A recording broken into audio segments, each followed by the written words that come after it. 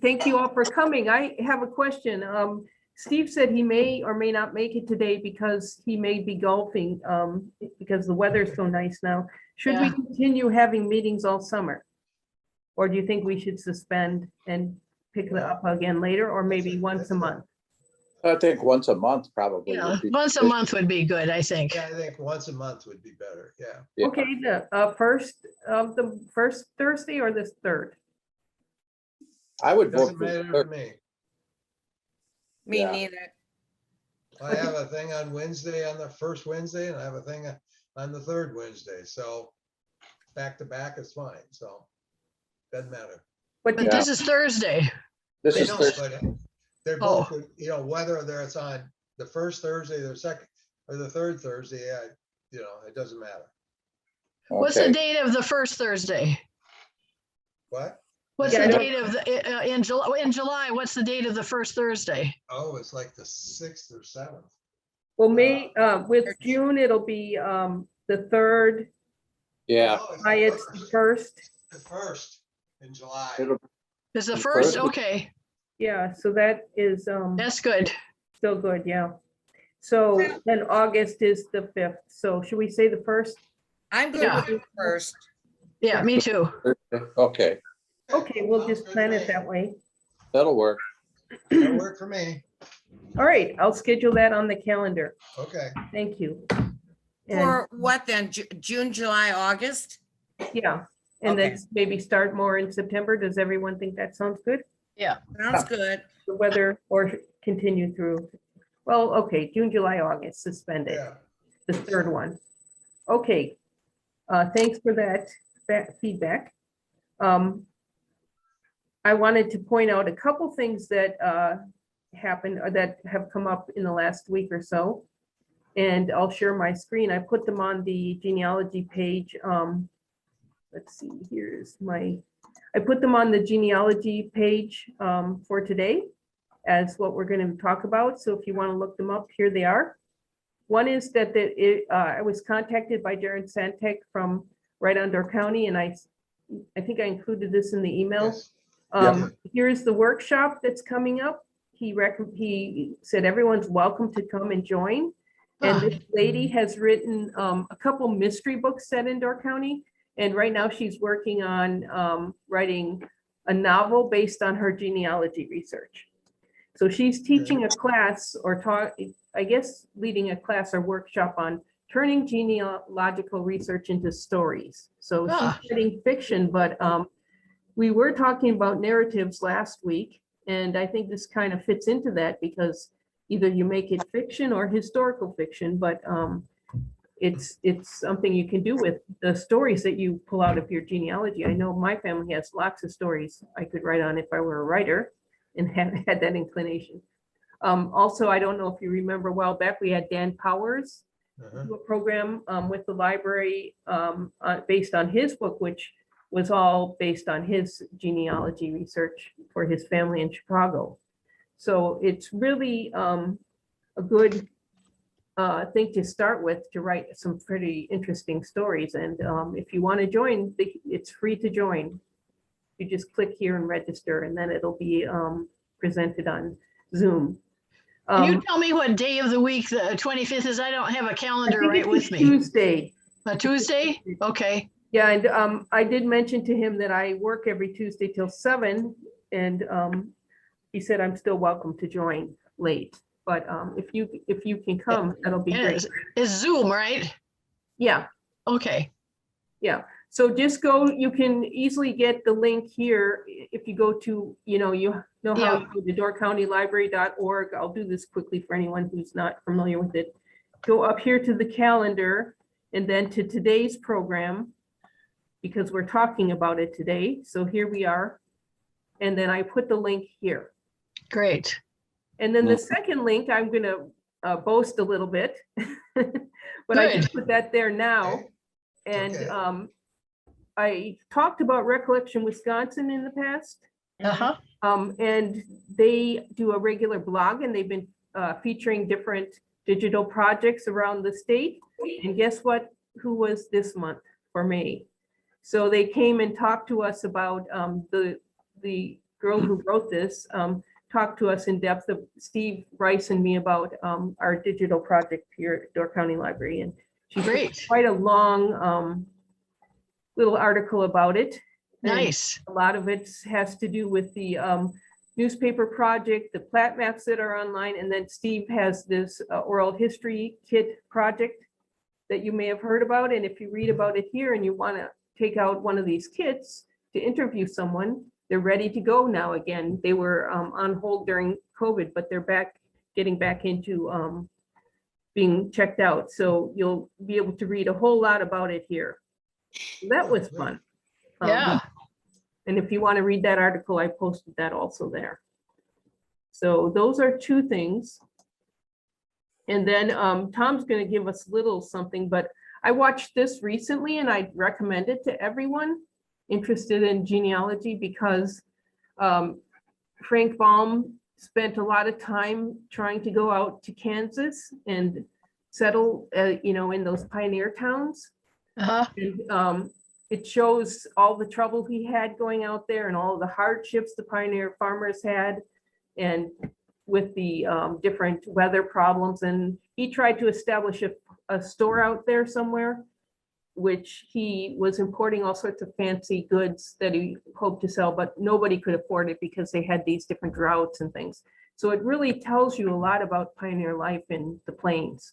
Yeah. And I Was thought that that during was the fascinating. 1930s? What? Was that during the 1930s? This would be even earlier than that, I think the teens.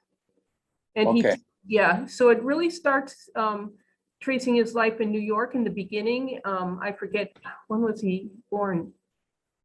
1856, I believe. Oh, Wow. And then his father was wealthy, but then he starts to try to be an entrepreneur. So he does a bunch of different things, but he ends up heading out to, I believe, Kansas and setting up this store. So it shows the pioneer life, and it's really fascinating. They did one not too long ago on Laura Ingalls Wilder. Mhm. A very similar story. The fun part for me about Frank Baum is that a couple things. I had a relative we researched who was selling crockery, a traveling salesman to some extent. They had a shop in Green Bay. He was also born in 1856, the same year as Frank Baum. Frank Baum was trying to do the same thing, if you watch the show. And then the other side of it is that Frank Baum then writes these books that become extremely popular. And there's, it's really fun to see the history of that in this series or this program. And then he ends up having a summer place. He lived in Chicago, but he had a summer house in Macatawa, Michigan, which is on Lake Michigan on the other side of the lake from here. And it turns out my relatives, my great grandfather had a house just a few blocks away from him. huh. And we have my sister scanned a photo album of over 900 photographs. Wow. That family, many of them in this town of Macatawa, in that neighborhood. So it's really fun for me, but I think the whole part about the Kansas pioneer life Sure. was really fascinating. Well, And Laura, did he live to enjoy his success? to some extent, but he did die fairly young. And he died something like 1916 or something. Uh-uh. And again, my ancestor, who was a traveling salesman, same thing. But they do talk about this World's Fair in Chicago and all sorts of really fascinating things about him. Great. So I'd recommend it. And you can actually, I think you can stream the whole thing here. Great. A lot of these, they require you pay to do that, but here's Denise coming in. So those are a couple things I thought I would mention. And Great. Tom has something he wants to talk about. Oh, Tom, another book we have, new book in the library. Hey, there you It go. looks backwards to me, but Okay. getting Yeah. started with Microsoft OneNote again, a ridiculously simple guide to Microsoft's OneNote taking Yes. software. Yeah, And this one is year written was by it? a librarian. What Yes. year is that? What year is that published? Was the other one, 2021? Oh, that's the current one, because this is That's an older older. one. Yeah. I was thinking of, there was a new one and this is the one I was thinking Oh, of when I okay. mentioned it This is before. an older one, so this is a couple of updates behind. I see. Okay? Maybe, Yeah, in fact, I got to bring this back, but. well, so this that's may probably a not better be the book. latest update, but it is fairly recent. Yeah, because I found out something on that, just that there is a Microsoft OneNote, okay? Oh, my hands are fading. Okay, anyway, Microsoft OneNote, and then there is a Microsoft OneNote for Windows 10, Mhm. okay? And the Windows 10 version, you have to use it on the, let's see, it only works, how does it work? But anyway, the regular Windows OneNote or Microsoft OneNote is better, okay? That it has more capabilities, I think, than the OneNote for Windows. Huh. I did find that out. It's easier, I find it easier to use, okay? And even easier than Evernote to use. Didn't you try Evernote and are now going back Right. to OneNote? Well, what I did was, I feel like I can't make up my mind here. What I did is I started several years ago with Evernote, okay? And I figured out how to use it and it was okay, all right? I was using it and probably was putting too many things to it, unnecessary things. I never really did get exactly what I wanted to save on it. Originally, the idea was is so I would have a capability when I go to a library, out of town library, I wouldn't have to carry my folders with me. I'd have it all on my computer, okay? And so, you know, you could do it with Dropbox, could do that as long as you can get to the library, or you could do it with whatever, OneDrive. You could do and just save files. You could do it that way, but I thought this might be an easier way of doing it because you can, with Evernote, you can search for words in your notes and it will bring up all the notes that have that word. Or you can put a phrase in there and it will bring up all those notes that have that phrase. So I thought that would be helpful, okay? And then they came along and of course Evernote, there is a free version which doesn't have the same capability, of course, as the paid for version, but it wasn't that expensive. And so I bought the paid, but I paid and I used it. And then they came out with an improvement, supposedly, an update. Well, that was totally bad. It was focused entirely into towards a business environment where you were sharing documents between umpteen number of people, and which obviously I'm not doing, okay, and allowing them to update the documents and keep track of all that. Well, that's not my thing. And so, and also the web clipper did not work as well. And so I said, well, I think I saw something in, yeah, I did in Roots Tech in February about this OneNote. So I started looking at OneNote and I started using OneNote. Well, then Evernote came out with a improvement, an update. And so then I found that both of them work, okay? And I've got like 1,500 notes in Evernote, and how am I going to bring it all over into, you know, OneNote? So, so that's why I was having to, couldn't understand, couldn't make up my mind. So what I've decided to do, since most of my notes in Evernote are genealogy related, I'm using that for genealogy, and it works fine. You can do everything you want with it. It works just fine. And OneNote I'm using for everything else, okay? Which just works because OneNote is free. So OneNote, if you're just going to want something to keep, say, files rather than carrying files around, and you want to be able to access files anywhere as long as you can get to the computer, to the internet, You can use, I would recommend OneNote because it's free, okay? And so I wouldn't necessarily, it has the web clipper and that. Maybe I should give a demonstration sometime, but it Yeah, works really that'd be slick, great. you know? Yeah, I could probably, maybe I'll try to do that for our meeting in June. Okay, And see if I can come up with a demonstration of them and go with that, okay? Okay, So I don't know thank- if that made any sense or not, but now I've got both of them. okay, and then Tom, you wanted to talk about, yeah. let me Yeah, the share other my thing- screen Yeah, again for this Go one. ahead. If you could bring up that screen.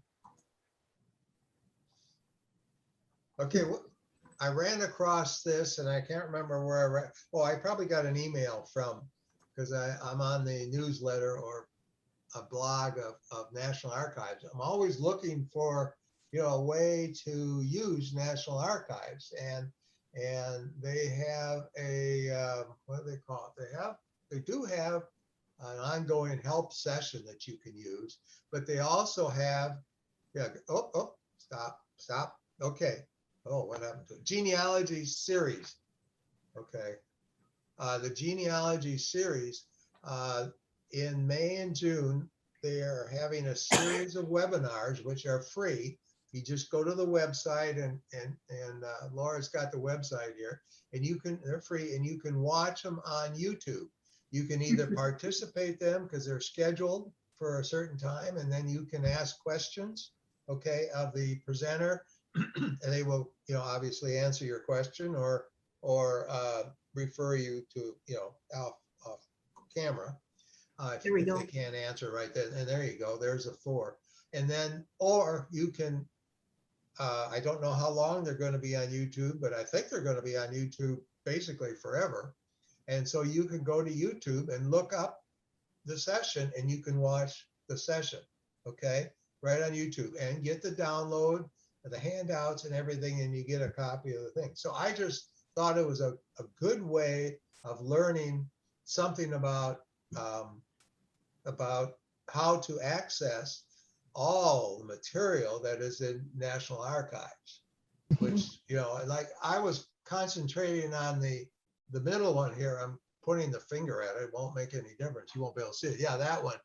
The tips and tools for engaging family with your research. And then the next one is finding genealogy series, finding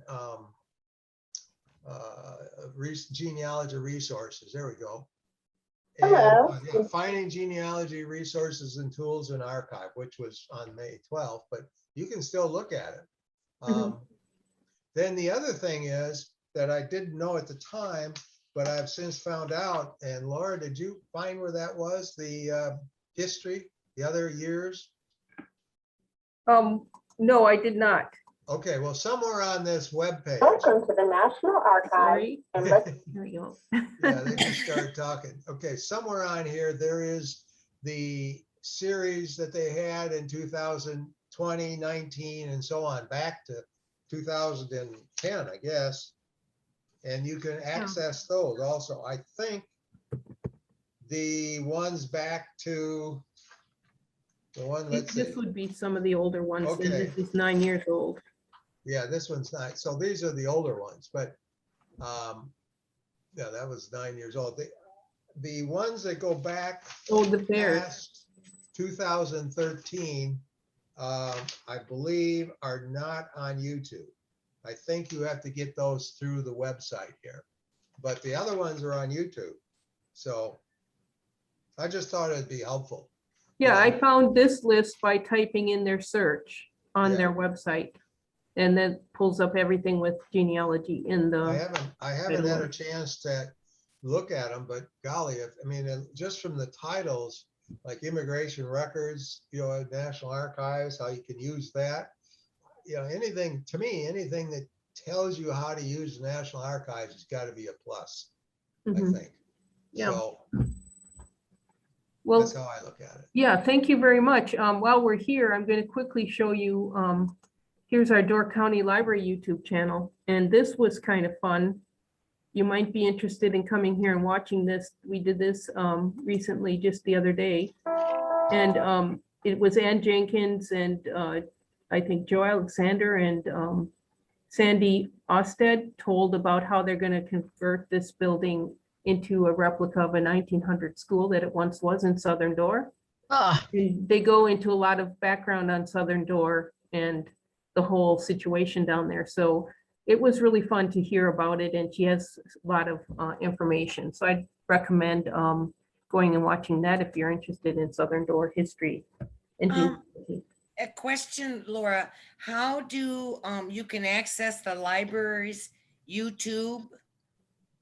you can just go to YouTube and type in Door County Library, Oh, or that way. All right. you can go to the library website.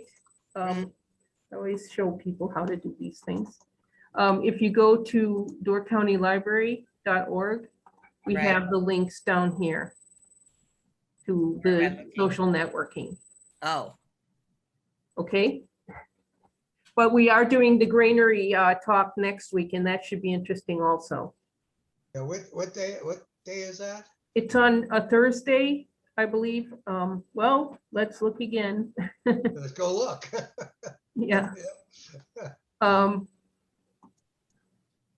And this will be with Beth Renstrom, who is the person who's running the program now, the project. Oh, yeah, there it is, And 27th, 2 p.m. I don't know if any of you know, but a few years ago, the ladies from the Brandeis family and the families who owned this granary were here. Tulis, I believe, Tulis, they pronounced it or something. And the Brandeis families were here in town and gave a talk on the family history. It was fascinating. They had they have a department store. A relative had a huge department store out, I think Kansas City or something, and all, you know, Oh, all wow. these big warehouses in Milwaukee, and this was one of them. So, Oh, and this- didn't we talk about this the other day, the house in town? And it's really interesting history. So I'd recommend coming and listening to what they're planning on doing. And then if we can't make it, then you can see it later on the On YouTube, yeah, it'll YouTube. be. Okay, okay, saved. good, So yeah. this happens to be, May is the Historic Preservation and Archaeology Month in both Wisconsin and nationally. So that's why I did the two programs on preservation. So, does I anyone, did- have- yeah, go on. I was just gonna say, I did take your book out, that you have, one of your books on the history of Sturgeon Bay. And I think there was two of them. History of That I Sturgeon had on Bay, and then display. also there was something about important people or something of Sturgeon Bay. And those, I read both. They were very fascinating. It was interesting stuff about Sturgeon Bay, you know, about the people who lived here and about Lehman, is that right? Lehman? Latham Smith. Lincoln, yeah, Lincoln. Latham? Yeah. Lehem Smith or whatever it is. That was interesting. And then, of course, how he died. Yeah, he was the one that died in the boating accident, I think. Wasn't it him? I yes. think it was. And so that was quite interesting. So I recommend that. If you want to learn something about local history, I recommend it's very small books. You know, you can buy them at grocery store, but you can also rent them or get them from Laura, you know, at the library there. So Yeah, those Arcadia series you're talking about, yeah, the small And they're- little ones, you know. they're on different areas in Door County too, Right. all over the country, of course. But Yeah. there's one on Gibraltar and I don't know, all different places. So yeah, it's a couple of those are on our downloadable app Hoopla also. The Hidden History of Sturgeon Bay is there.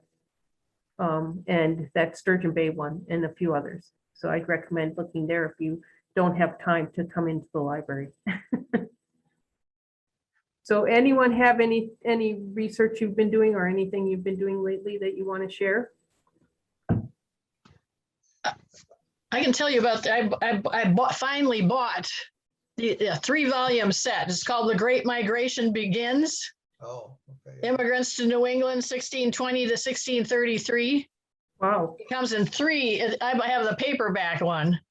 And then on the back, it lists all the surnames. I don't know if you can see this. This is Yeah. what it looks like. 3 Yeah. volumes. And then in the back, it lists all surnames. I went through and I had to go into the family tree to figure out who had come before, because 3 lines of Dan's family were here at that time. And I was amazed at how many came in 1634.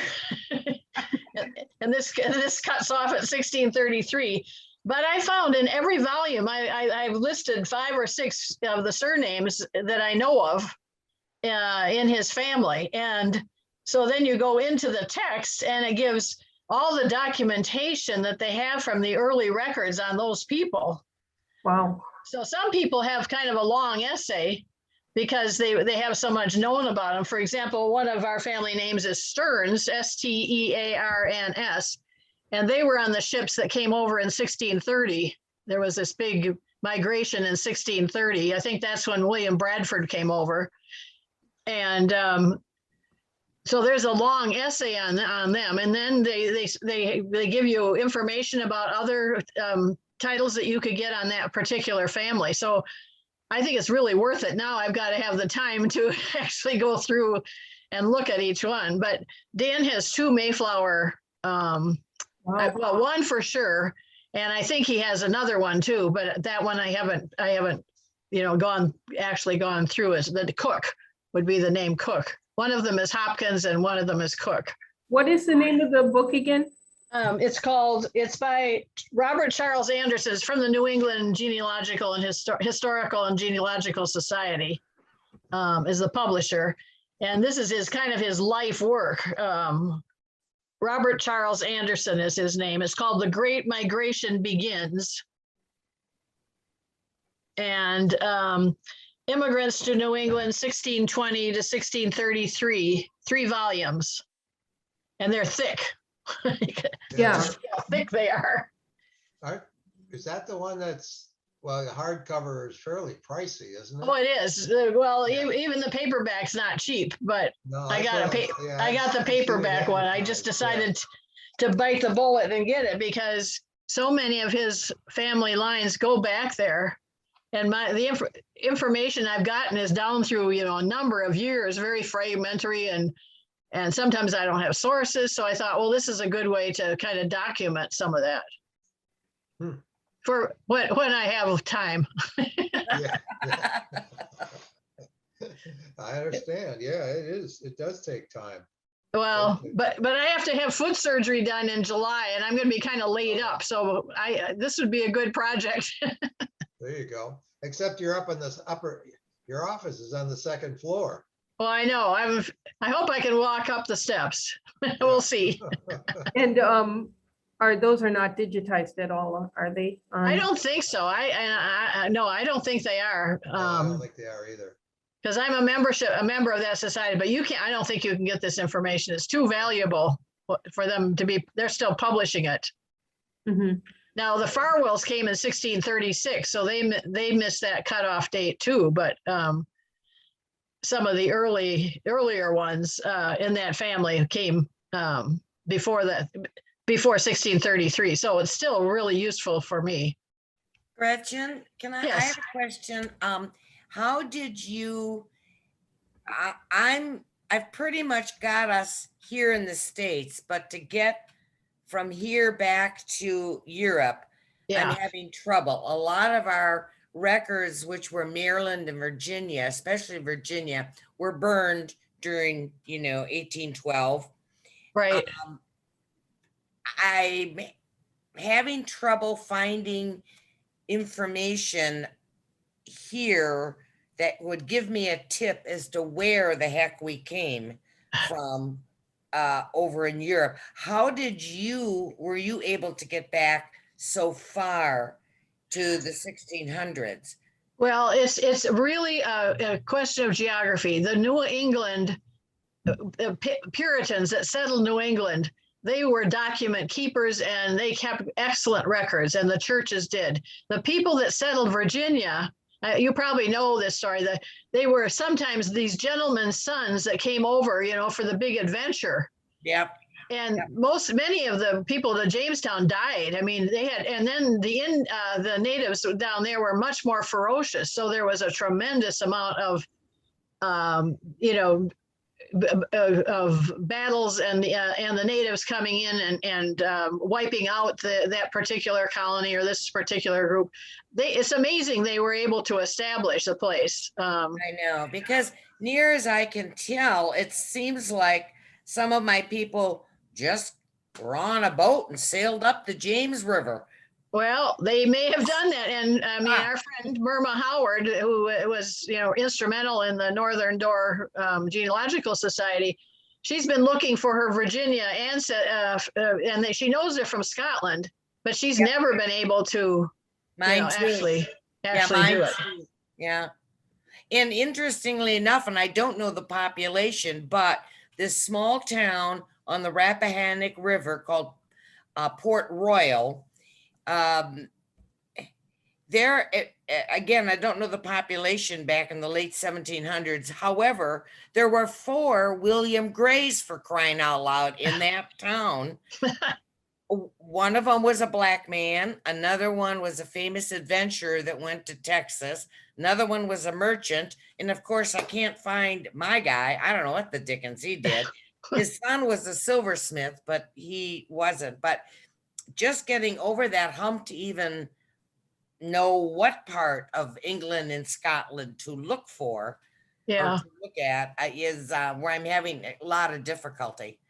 I think there's a lot written about that. I mean, you can imagine the number of people who can trace their, you know, lineage back to Virginia and in those early days. And the genealogists have been crawling all over these records for, you know, several centuries now. They can't even find the lost city of Roanoke. I know, right? So it's amazing what record keeping. I mean, if you have good record keepers, the New England churches kept the records. I mean, you've got all of those vital records. Now, what happens in New England is when they started leaving New England, they'd go to upstate New York, or they go to, you know, New Hampshire, Vermont. They weren't such good record keepers, so you can lose a generation or so during that time period. But right now, this particular set is all about Massachusetts. Right, but I mean, you apparently came from good record keepers, because it's my husband's family. It's not mine. Back, okay. But they did, and one of the best things I ever found was a genealogy of the Farwell family. I found it at the Historical Society in Madison many years ago, and it was done in 1920. Mm-hmm. But it traces it all the way back to Henry Farwell, and even the origins in England. And I mean, very thorough research. Yeah. So I really had a good start on the Farwells. Within a book. Go on. So I just keep reading everything and anything for just a glimpse of a name, of a hint. And it's getting frustrating. I don't know as well. I mean, like Virginia probably has some good library collections that you know, where the New England Historic Genealogical Society, the emphasis is on New England, of course, but they also have a lot of things on New York. So, but I don't know if there's something that's like that down in Virginia. Yeah, the University of Virginia is pretty good. Right. I'm told. I haven't been terribly lucky, but it's a place. Yeah. And Myrma has traveled around in Virginia and so forth. So she might be a person to talk to about that. What was her name, Myrna? Myrma. It's Myrma. Her mother couldn't spell. What, Myrma? Yes. Howard. Howard, okay. And she's up at the northern. She lives in Sister Bay. Okay. Thank you. Why did he cut off at 1633? Well, there was enough documentation. I'm not sure. I think they had a lot of it. One of the problems that happened with New England is in the early years, they had many of the ship's passenger lists. And as time went on, they didn't have so many of them. Okay. I've never been able to find any for 1636. I think there's one list someplace. So I think they use that as a starting place of gathering the names of people. I see, the ship logs. Yeah. Yeah, my earliest is 1634, so I'm out a lot. Yeah, well, I've got a lot of 1634s, let me tell you.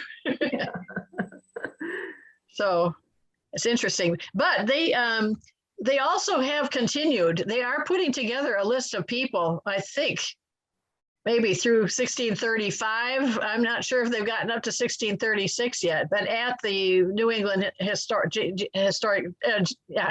and Genealogical Society headquarters, you can subscribe there, and they have a tremendous number of databases to search. And they have publications too. So look at their publication list. There might be something on those 1634, 1635 years. Mm-hmm. I haven't done the research, but we have a little group of people, and a couple of them are really obsessed with these families. And I think some of them are members of the society, so I let them do the work. Well, absolutely. They argue back and forth on details. So yeah. So how much does it cost to be a member? Tom, aren't you a member too? I'm a free member. Oh, you're a free member. I only get the newsletter on I haven't sprung for that. Yeah, it was at one time like $75 a year, I think. I think it's less than $100 yeah. a year. Yeah. And I'm just a general member. I don't have anything above that. Yeah, I wouldn't. But you can look at their website because they've got, I'm sure you can see their store and their publications. Yeah.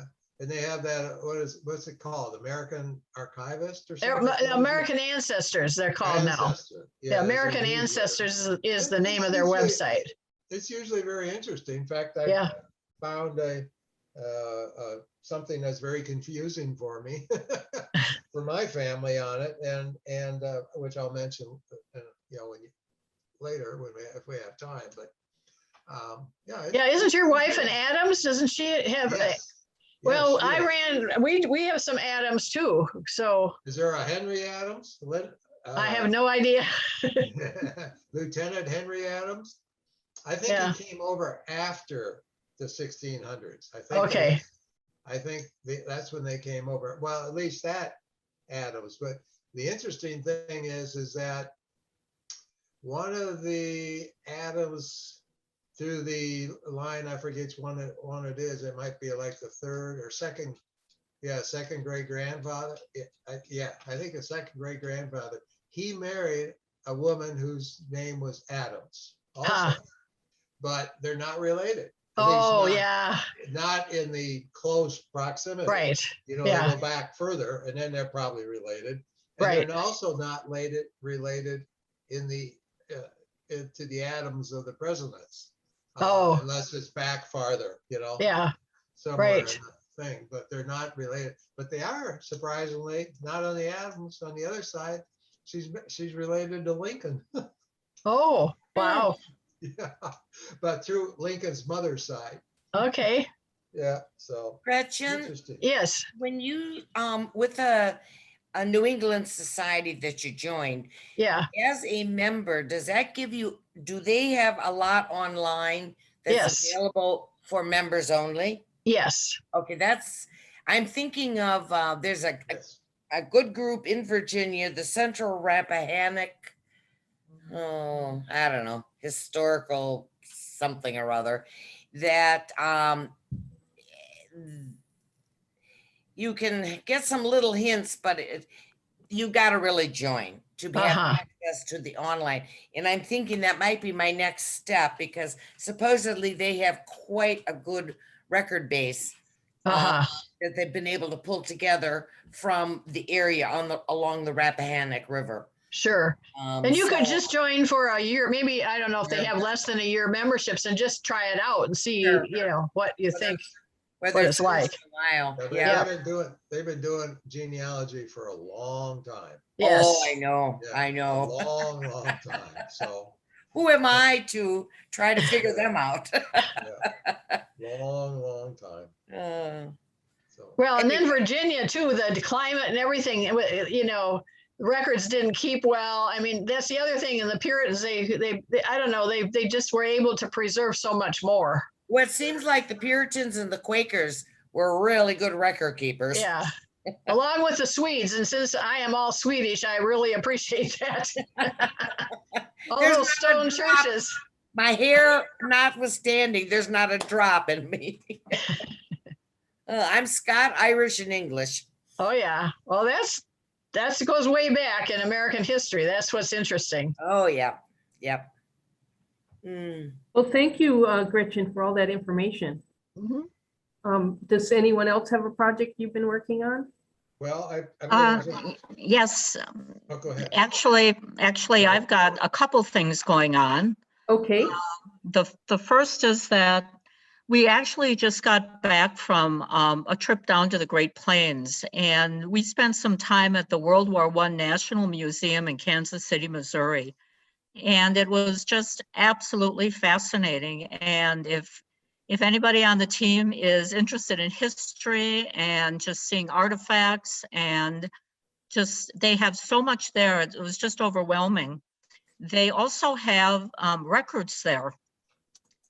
what's I have a granduncle that was in the 21st Machine Gun Battalion in World War I under Pershing in the 7th Infantry Division. And so I was able to see the kind of machine guns he used.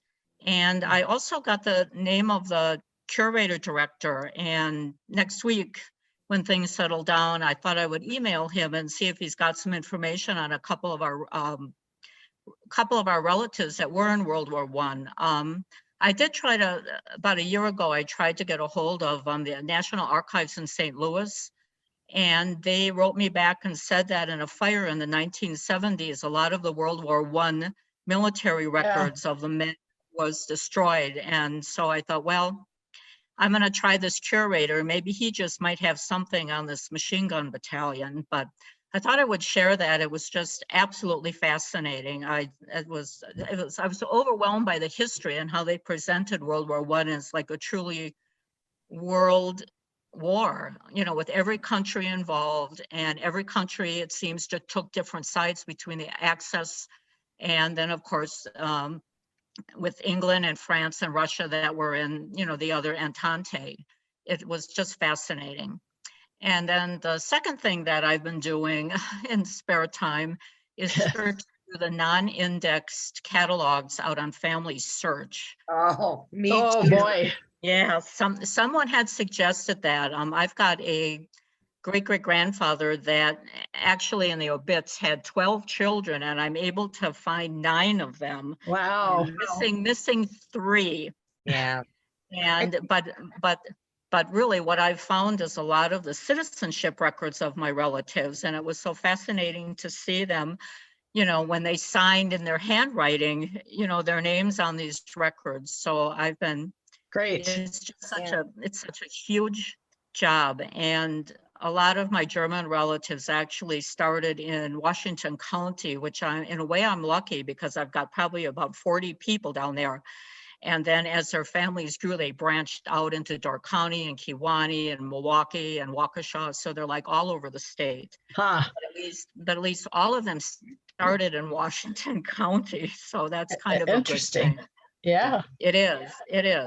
I'm Because they got their citizenship down in Washington County, but yet ended up like in Maplewood or Forestville or in Alaska, over here in Kewaunee County. It was just very interesting.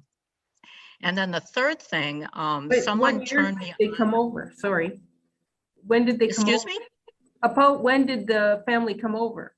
The Germans came over in about 1850.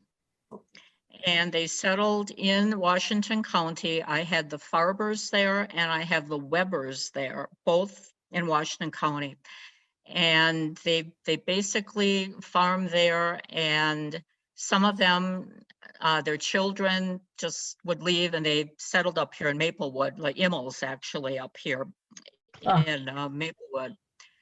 And it was just fascinating to see these old citizenship records. And what I find delightful is when I find the marriage records and I can see who the sponsors were And it ties all of the relatives together, like Mm. who stood up for who and who, who was named after who, for instance. It was just, it's fascinating, fascinating. But to go through those non-indexed records is just so incredibly time consuming, Oh, because some yes. of them, the records are like 7,000, you have to go through them. Wow. But I know. it's been really interesting. So And then did the they come third from thing- Port Washington? Did they come from Port Washington? Some of the records? Well, I'm trying to think. Well, Port Washington is in Ozaukee County. Oh, that's in Ozark. You're And- right. That's in Ozaukee County. Right. And I haven't looked at Ozaukee County, but the person that turned me on to these non-index records actually came from Belgium, Wisconsin originally, his relatives, and that is in Ozaukee County too. Okay.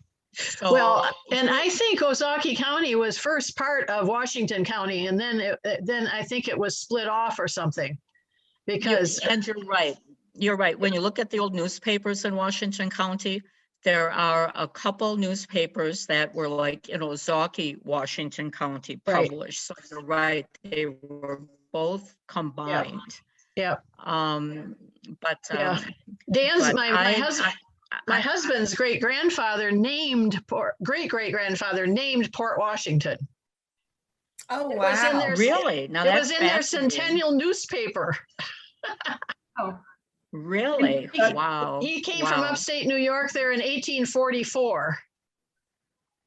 Okay. St. Lawrence Okay. County, New York, So- to Port Washington. Had 7 sons, I think, and 2 daughters, or 6 sons and 2 daughters, and they farmed out there. But it was Ozaukee County mostly.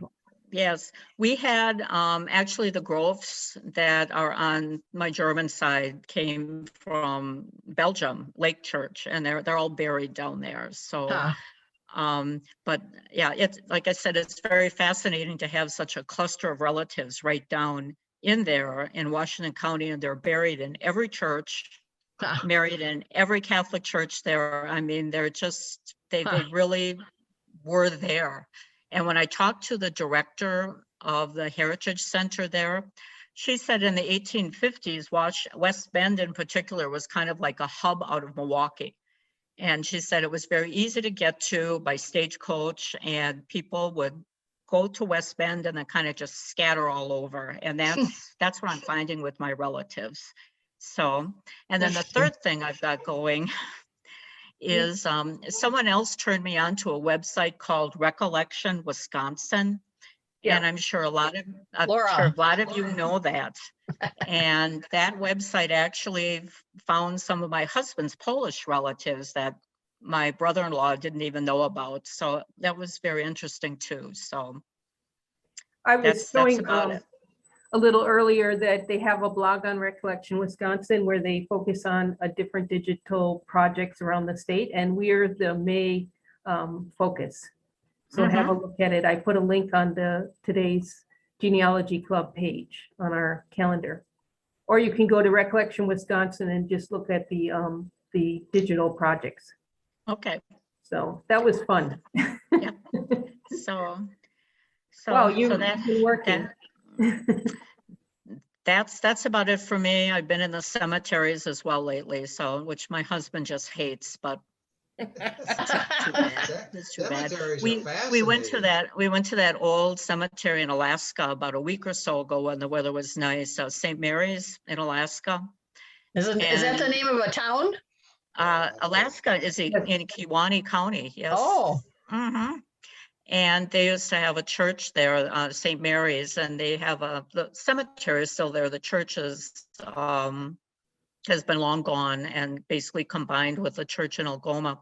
But it was kind of fun to go to that old cemetery and see some of my great uncle, my one great uncle there that actually came from Washington County, ended up in Kewaunee. So it's interesting.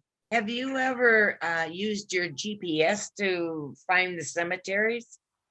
No, usually what I do is, well, yes, and in this case I had to with the Alaska one because it was way in the woods. It was What way I off. want to ask though is that, don't you feel a little spooky that when you use your GPS and you arrive, it says you've reached your final destination.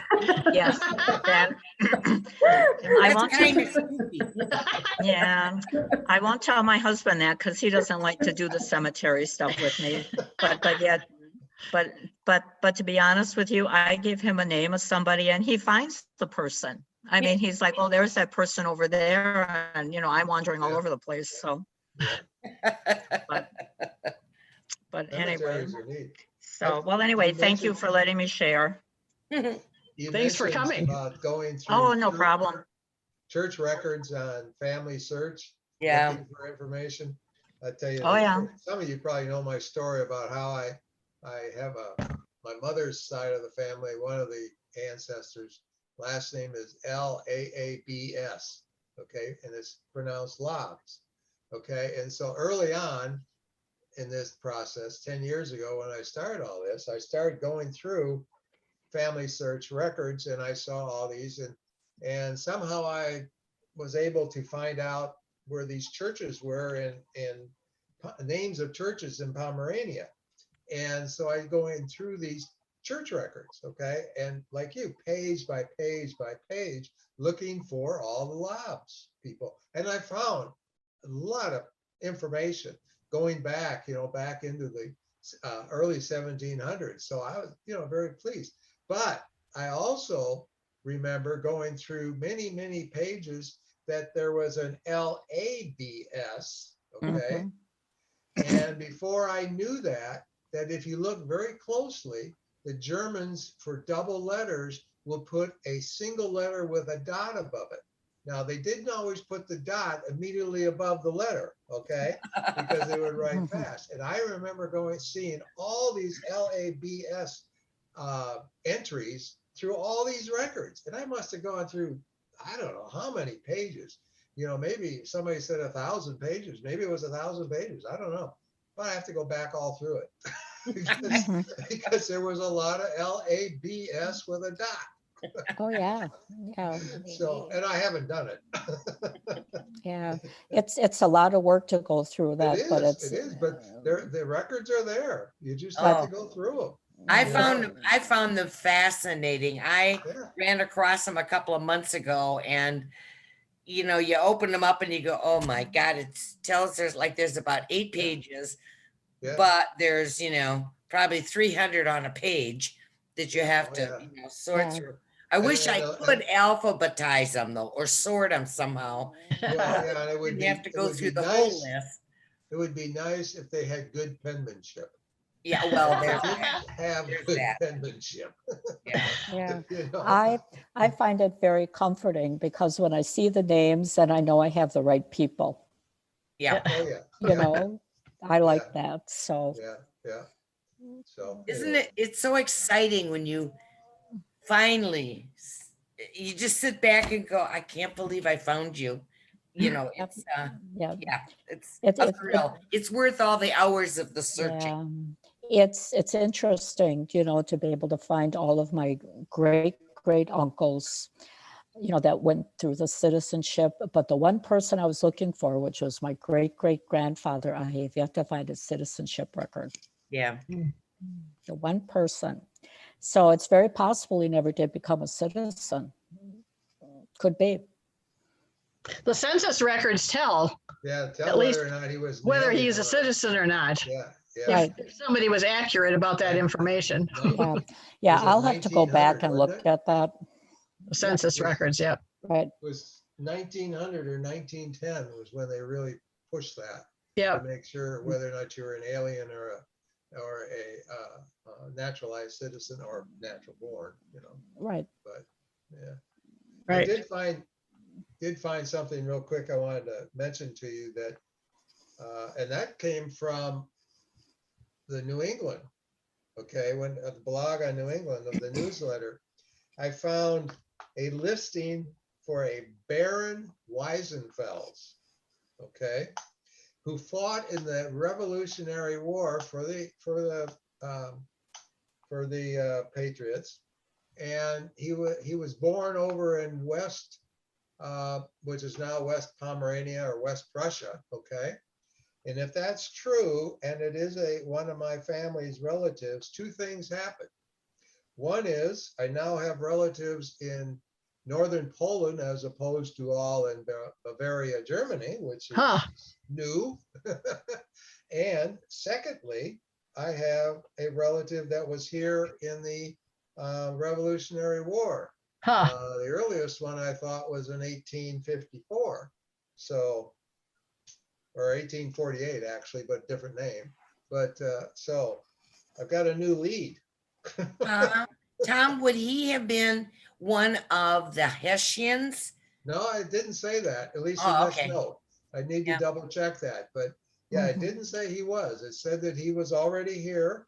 He had come Oh, over and before time, and he fought in the Revolutionary War. He was, oh, which group was he with? No, I can't guess remember. just because he was using the name Baron, or is that his first name? No, well, that's what I gotta find out. Yeah, You know, okay. I've got to research that to find Mhm. out. You know, but he was, the American ancestry thing did say that he was the son of some baron also, and lady or something, lady so-and-so or whatever, baroness so-and-so. So he apparently had some type of royal blood in him. And so, Yeah. hey, If you're successful in proving that he was in the American Revolution, you might be able to join the Sons of American Revolution. My brother-in-law stumbled on a relative like this, and he was able to get the documentation and join it. Yeah. oh yeah, yeah. You know, I don't know if I'm, well, I guess I could be interested in that. I already have somebody that all of a sudden showed up that fought in the Civil War. And I didn't think I had anybody in the Civil War. Oh, So, you know, he didn't last very long. He was in the Battle of Gettysburg. He Mhm. was in the New York 8th Infantry, I'm going to oh say. my. And he fought in the at Gettysburg, and then he got Yeah. wounded. Then Yeah. about 5-6 days later, he died. But he left a wife and a child. Yeah. So I don't know what happened to them, but Yeah. My great uncle from Milwaukee was actually in the Battle of the Crater in Virginia, Petersburg, Oh, yeah. Virginia. We've been there. We saw that battlefield. That's interesting. Yeah, he was there. He was actually wounded on the day of the Battle of the Crater.